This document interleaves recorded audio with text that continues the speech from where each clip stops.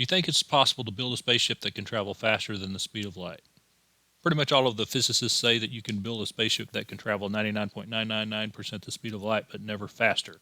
Let's get a little background information. Objects with mass can never travel at the speed of light. Objects without mass always travel at the speed of light. For centuries, physicists thought there was no limit to how fast an object could travel. But Einstein's theory of relativity showed that objects gain mass as they speed up, and that speeding up requires energy. More the mass, more energy is required. By the time an object reaches the speed of light, Einstein calculated that its mass would be infinite, and so will be the amount of energy required to increase its speed. This makes it impossible for any object with mass to travel at the speed of light.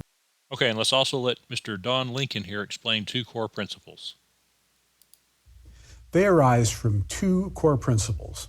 The first is that all observers, no matter their speed compared to other people, have an equal right to claim that they are the one unmoving center of the universe. That's not so new and unusual. We've accepted that since the days of Galileo. The second one is much less obvious, and that is that the speed of light is the same for everyone. Okay, so here's a little thought experiment. We're going to build 3 spaceships that can travel at 90% the speed of light, A, B, and C. We're going to go out into deep space. Okay, so C is the mothership, and she's going to move the other 2 spaceships into position for this experiment, since they can only travel at 90% the speed of light in relation to where they started.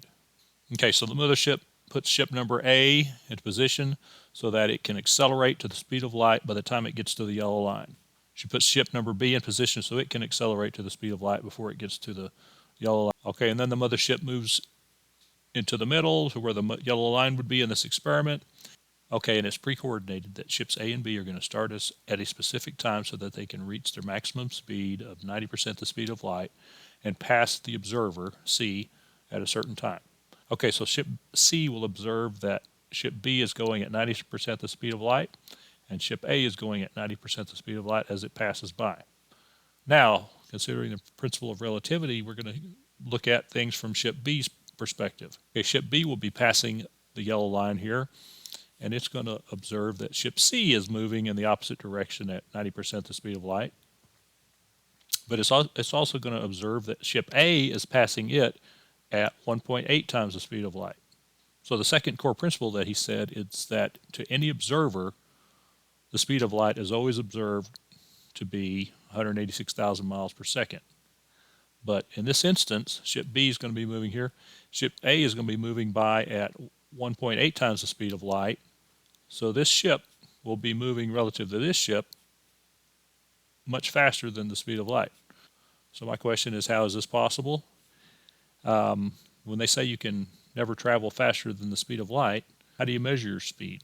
What do you measure it against? There is no universal ether to measure your speed against, so they must be saying that no one can go faster than the speed of light in relation to any other thing. But in this thought experiment, I've just shown theoretically that one ship or that 2 ships can pass each other much faster than the speed of light. In relation to each other, they would be going at 1.8 times the speed of light. Obviously, the time-space continuum is not warping here. I'm just giving a little scenario where one ship is moving faster than the speed of light in relation to the other. And that is breaking the core principle of nothing can go faster than the speed of light. Anyway, please leave your comments below, and thank you for watching.